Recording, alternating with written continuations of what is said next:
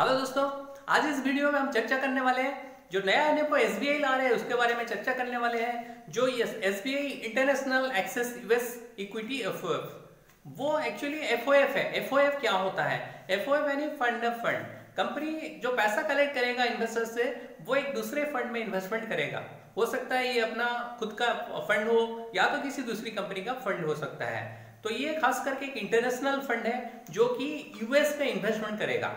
तो आइए जानते हैं इसका पूरा डिटेल में, इसका क्या बेनिफिट है और इसमें क्या रिटर्न मिलेंगे और इसमें क्या कितना पैसा इन्वेस्टमेंट करना पड़ेगा, और ये सारा डिटेल हम इसमें चर्चा करेंगे। हेलो दोस्तों, मैं निगम आनंद साहू, मेरे यूट्यूब चैनल पर आपका स्वागत है। आप अगर मेरे चैनल पर नए हैं तो सब्सक्राइब करें। आपको अगर मेरे वीडियो पसंद आते हैं तो लाइक और शेयर करना ना भूलें। तो ऐसे वीडियो आगे देखने के लिए राइट साइड में दिए गए बेल बटन को प्रेस करें ताकि जो भी मेरे नए वीडियोस अपलोड होंगे उसका नोटिफिकेशन पहले मिलेगा। तो बने रहिए मेरे वीडियो के एंड तक। आज इस वीडियो में डिटेल में चर्चा करेंगे SBI international access US equity FOF के बारे में। तो एफओएफ होता है दूसरे फंड में इन्वेस्टमेंट करना, यानी इन्वेस्टर से पैसा कलेक्ट करेगा। कंपनी म्यूचुअल फंड कंपनी अपना पैसा इन्वेस्टमेंट करेगा एक दूसरे म्यूचुअल फंड में, हो सकता है खुद का दूसरे फंड में या तो दूसरी कंपनी का फंड में इन्वेस्टमेंट करेगा। तो ये एफओएफ होता है।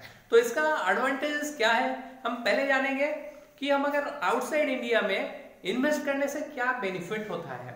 पहले जो होता है इंटरनेशनल डाइवर्सिफिकेशन मिलता है। जैसे कि हमें पता है कि हमारे इंडिया में भी इन्वेस्टमेंट होता है, इक्विटी में इन्वेस्टमेंट होता है, लेकिन यूएस में या फॉरेन में इन्वेस्टमेंट करने से क्या बेनिफिट है। पहला जो है इंटरनेशनल डाइवर्सिफिकेशन। ऐसा है इंडिया में बहुत सारे कंपनियां हैं जिसमें इन्वेस्टमेंट किया जाता है, लेकिन कुछ ऐसे थीम्स है जिसमें जो इंडिया में नहीं है। जैसे हम बात करें थीम्स की, ये टेस्ला, अमेजन और डिसरप्टिव टेक्नोलॉजी अमंग अदर्स, जो कि इंडिया में नहीं है। ये सारे थीम यूएस या बाहर कंट्रीज में है, तो इन्हीं कंपनियों में इन्वेस्ट करने का मौका इंडियन मार्केट में नहीं मिलता है। तो ये पहला बेनिफिट है कि इन्हीं कंपनियों में जो कंपनियां थीम बेस्ड होते हैं, जैसे टेस्ला, अमेजन जैसे बताया, उनमें इन्वेस्ट करने का मौका मिलता है। जैसे वीजा वगैरह, ये सारी कंपनियों में इन्वेस्टमेंट करने का मौका मिलता है। दूसरा जो है लोअर कोरिलेशन। इसमें अगर आप अगर देखें जो ओवरऑल जो इन्वेस्टमेंट होता है, अगर यूएस में इन्वेस्टमेंट होता है और इंडिया में इन्वेस्टमेंट होता है, अगर कंपेयर करके देखें तो इसमें लोअर कोरिलेशन होता है। यानी इंडियन मार्केट जब ऊपर होता है तो यूएस मार्केट भी ऊपर होता है, मार्केट जब गिरता है तो यूएस मार्केट ऊपर होता है, लेकिन इंडियन मार्केट थोड़ा ज्यादा गिरता है। यानी कंपेरेटिवली देखा जाए यूएस मार्केट में करेक्शन थोड़ा कम होता है और जल्दी उसमें ऊपर मार्केट जल्दी भी जाता है, इसीलिए लोअर कोरिलेशन होता है। इंडिया मार्केट और यूएस मार्केट में या फॉरेन मार्केट में लोअर कोरिलेशन होता है। तो इसीलिए ये एक बेनिफिट, दूसरा बेनिफिट है इसमें इन्वेस्टमेंट करने का, बाहर में इन्वेस्ट, फॉरेन में इन्वेस्ट करने के लिए ये दूसरा बेनिफिट है। तीसरा बेनिफिट ये है कि आपका करेंसी डेप्रिसिएशन। नॉर्मली क्या होता है, रुपी और डॉलर जो होता है यूएसडी यानी यूनाइटेड स्टेट डॉलर, उसमें डेप्रिसिएशन होता है। आपने अगर देखा होगा कई सालों से, मतलब जब से रुपी और डॉलर में अगर कंपेयर करेंगे, हर साल डेप्रिसिएट होता है रुपी आज अगेंस्ट डॉलर। तो इसका एक बेनिफिट अगर देखें लॉन्ग टर्म में 5 साल में 3.19% का डेप्रिसिएशन हुआ है रुपी का आज अगेंस्ट यूएसडी। अगर हम इसका बेनिफिट उठा सकते हैं, रुपी का जो डेप्रिसिएट होता है, हम इसमें इंटरनेशनल फंड में इन्वेस्टमेंट करके इसका बेनिफिट उठा सकते हैं। तो ये 3 बेनिफिट है जो आप अगर इंडिया के बाहर आप अगर पैसा इन्वेस्टमेंट करते हैं तो ये 3 बेनिफिट पा सकते हैं। आइए जानते हैं हम अगर यूएस में इन्वेस्टमेंट करेंगे तो क्या बेनिफिट मिलेगा, तो क्यों हम यूएस में इन्वेस्टमेंट करेंगे। ओके, तो आइए समझते हैं व्हाई यूएस। तो पहला जो है एक्सपोजर टू लार्जेस्ट मार्केट, क्योंकि यूएस का जो मार्केट साइज है 30 बिलियन डॉलर का है, जो कि सबसे ज्यादा है। और 6 कंट्री का मार्केट कैपिटलाइजेशन, उसका अगर 6 कंट्री का मार्केट कैपिटलाइजेशन मिला ले तो भी उससे ज्यादा होगा मार्केट कैपिटलाइजेशन यूएस मार्केट का। तो ये एक बहुत बड़ा अपॉर्चुनिटी है, ये एक बड़ा मार्केट में इन्वेस्ट करने का मौका मिलता है। तो इसीलिए ज्यादातर लोग प्रीफर करते हैं यूएस मार्केट में इन्वेस्ट करने का रादर देन इंडिया मार्केट। तो इसीलिए ये एक बेनिफिट है, एक्सपोजर टू लार्जेस्ट मार्केट, बड़ा मार्केट में एक्सपोजर मिलता है आप अगर यूएस में इन्वेस्टमेंट करते हैं। तो दूसरा जो है कोर कॉम्पिटेंट अब मेजर ग्लोबल इंडाइसेस, क्योंकि आपको अगर पता है, आपको पता होगा कि यूएस मार्केट 50% जो है वो रिप्रेजेंट करता है वर्ल्ड का, ग्लोबल इक्विटी इंडाइसेस का 50% रिप्रेजेंट करता है। तो ये बेटर अपॉर्चुनिटी होता है एक्सपोजर लेने के लिए यूएस मार्केट में। और तीसरा जो बेनिफिट है, resilience displayed bye US economy. आपने देखा होगा यूएस मार्केट में करेक्शन, जब कोरोना के टाइम यूएस मार्केट में करेक्शन आया था तो पहला जो बाउंस बैक किया था यूएस मार्केट ने किया था, यानी इसीलिए इसको बोलते हैं यूएस ज्यादा रेजिलिएंट होता है, more resilient than any other market. तो यूएस मार्केट ज्यादा रेजिलिएंट होता है comparison to other countries markets. तो इसीलिए, और यहाँ पे डॉलर भी स्ट्रॉन्ग होता है, डॉलर हमेशा स्ट्रॉन्ग रहता है अदर कंट्रीज का करेंसी के अगेंस्ट में, इसीलिए ये मोर रेजिलिएंट होता है displayed in US economy. US economy more resilient होता है। तीसरा होता है वेल डाइवर्सिफाइड। आपने देखा होगा यूएस में जो टॉप 2 सेक्टर्स हैं, यानी फाइनेंशियल और टेक्नोलॉजी, ये दोनों सेक्टर ओनली 34% कंट्रीब्यूट करते हैं यूएस इक्विटी मार्केट कैपिटलाइजेशन में, इसीलिए ये एक वेल डाइवर्सिफाइड पोर्टफोलियो है। तो ये 4 बेनिफिट है आप अगर यूएस मार्केट में इन्वेस्टमेंट करते हैं तो। अमुंडी एक इंटरनेशनल म्यूचुअल फंड कंपनी है जिसका एसबीआई म्यूचुअल फंड के साथ अपना बिजनेस पार्टनरशिप है, यानी ये इसका जो इन्वेस्टमेंट होगा इंटरनेशनल फंड एफओएफ जो इन्वेस्टमेंट करेगा एसबीआई, वो अमुंडी फंड में इन्वेस्टमेंट करेगा, अमुंडी का पायनियर फंड में इन्वेस्टमेंट करेगा। तो इसका क्या स्ट्रेटेजी रहेगा, जैसे मान लीजिए कोई इन्वेस्टर इंडियन रूपी में इन्वेस्टमेंट करता है तो पहले SBI mutual fund, SBI international access US equity FOF उसको कन्वर्ट करेगा डॉलर में, फिर वो डॉलर इन्वेस्टमेंट होगा Amundi funds US Pioneer fund में। ये प्रोसेस होता है इसका कन्वर्सन का, रूपी डॉलर में कन्वर्ट होकर वो इन्वेस्टमेंट किया जाता है वहां पे। और आइए जानते हैं अमुंडी फंड के डिटेल में जानेंगे। अमुंडी फंड का जो पायनियर फंड है, यानी जो SBI international access US equity fund, वो इन्वेस्टमेंट करेगा अमुंडी फंड्स पायनियर फंड में, Amundi fund US Pioneer fund में इन्वेस्टमेंट करेगा। उसके डिटेल में जानेंगे।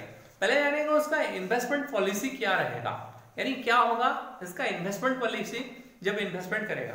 तो ये इन्वेस्टमेंट करेगा मेनली, ये इन्वेस्टमेंट करेगा जो broad range of equity of companies that are based on US में जो बेस्ट कंपनीज हैं या यूएस में काम करने वाली कंपनी में इन्वेस्टमेंट करेगा, ज्यादातर उसी कंपनी में इन्वेस्टमेंट करेगा।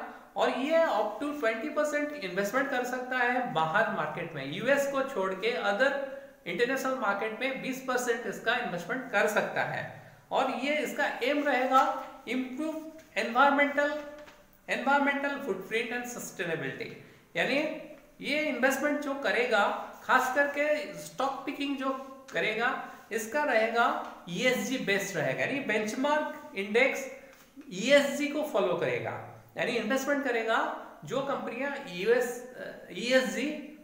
ईएसजी क्राइटेरिया को फुलफिल करते हैं। ओके, तो आइए जानते हैं अमुंडी ग्लोबल इन्वेस्टमेंट मैनेजर, इनके बारे में डिटेल जानेंगे।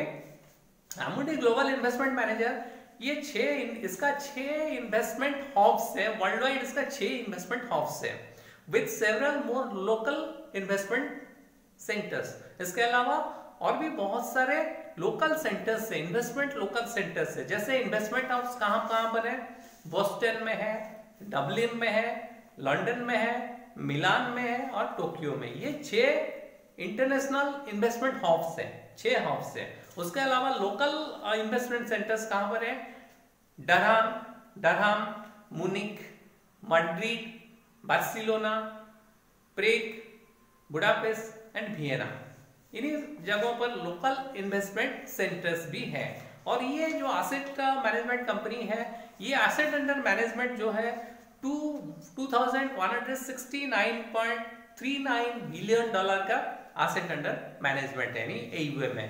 ये एस्टैब्लिश हुआ था on the basis of responsible investing के बेसिस पे ही इसका शुरुआत हुआ था। और इसका जो एसेट एलोकेशन है आपका रेस्पॉन्सिबल इन्वेस्टिंग में, वो है 419 बिलियन डॉलर का एसेट एलोकेशन है रेस्पॉन्सिबल इन्वेस्टिंग में, और इसका 30+ ईयर्स ऑफ एक्सपीरियंस है इन्वेस्टिंग इन रेस्पॉन्सिबल इन्वेस्टिंग। तो आइए जानते हैं इसका डिटेल प्रोसेस, इन्वेस्टमेंट प्रोसेस कैसे होता है ईएसजी में। ईएसजी खास करके जैसे मैंने बताया कि ईएसजी इन्वेस्टमेंट बहुत पहले ही यूएसए में स्टार्ट हो चुका है, जो कि बाद में इंडिया में इसका शुरुआत हो रहा है। तो ये बहुत पहले ही स्टार्ट हो गया है यूएस में। तो उसका क्या स्ट्रैटेजी रहेगा ईएसजी का, इसके बारे में पूरा डिटेल जानते हैं। पहले जो होगा वो स्टॉक पिकिंग किया जाएगा 1000 कंपनियों को, इन्वेस्टमेंट यूनिवर्स का 1000 कंपनियों का इन्वेस्टमेंट स्टॉक पिक किया जाएगा on the basis of market capitalisation. जो 4 बिलियन डॉलर से ज्यादा होगा जिस कंपनी का मार्केट कैपिटलाइजेशन, उसी कंपनियों को लिया जाएगा। इसमें पहला स्टेप है 1000 कंपनियों को जो 4 बिलियन डॉलर से ज्यादा होगा जिसका मार्केट कैपिटलाइजेशन, उसको लिया जाएगा। फर्स्ट स्टेप में क्या किया जाएगा, आइडिया जनरेशन, यानी 500 से 750 कंपनियों को वहां से लिया जाएगा जो कंपनियां टोबैको में है, टोबैको, गैम्बलिंग, अल्कोहल या तो वेपनरी बिजनेस में, कंट्रोवर्शियल वेपनरी बिजनेस में है, उनको वहां से उसमें से निकाला जाएगा, यानी एक्सक्लूड किया जाएगा। यानी वहां से जो 1000 कंपनियां लिया गया था वहां से 500 से 550 कंपनियों को पिक किया जाएगा on the basis of idea generation. और उसके बाद जो है तीसरा स्टेज क्या होगा, research and valuation. Research and valuation कैसे किया जाएगा, 3 पैरामीटर पे रिसर्च एंड वैल्यूएशन किया जाएगा। उसमें वहां से 150 से 200 कंपनियों को लिया जाएगा on the basis of ESG assessment. पहला जाएगा ईएसजी असेसमेंट, फाइनेंशियल स्टेटमेंट देखा जाएगा, स्ट्रॉन्ग फाइनेंशियल कंपनीज जो होंगे उसको इंक्लूड किया जाएगा, ईएसजी असेसमेंट किया जाएगा। उसके अलावा कॉम्पिटिटिव एडवांटेज भी देखा जाएगा। इन 3 पैरामीटर पे 150 से 200 कंपनियों को सिलेक्ट किया जाएगा आउट ऑफ 750 कंपनीज। ओके, 750 500 से 750 कंपनियों में से 150 से 200 कंपनियों को सिलेक्ट किया जाएगा, रिसर्च वैल्यूएशन के ऊपर, रिसर्च एंड वैल्यूएशन के ऊपर लिया जाएगा। और थर्ड स्टेप रहेगा पोर्टफोलियो कंस्ट्रक्शन। वो कैसे होगा, on the basis of position sizes based on conviction and contribution to risk. Risk को नजर में रखते हुए, कन्विक्शन कंट्रीब्यूशन को नजर में रखते हुए रिस्क का, इसमें 40 से 70 कंपनी, 40 to 70 कंपनीज को इसी पोर्टफोलियो में इसका इंक्लूड किया जाएगा। यानी कुल मिला के 40 से 70 कंपनियों को ही इस स्टॉक इसमें पोर्टफोलियो में इंक्लूड किया जाएगा।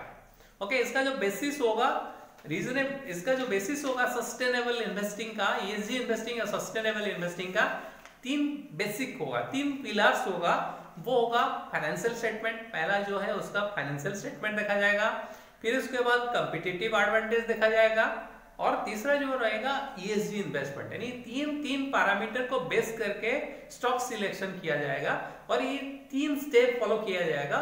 यानी 1000 कंपनियों से छाट के 40 से 70 कंपनियों को इसी फंड में इंक्लूड किया जाएगा। ये बेसिस है इसका इन्वेस्टमेंट का। और सबसे बड़ी बात ये सेकुलर थीम को फॉलो किया जाएगा। इसमें सेकुलर थीम को फॉलो किया जाता है, सेकुलर ग्रोथ थीम को फॉलो किया जाएगा।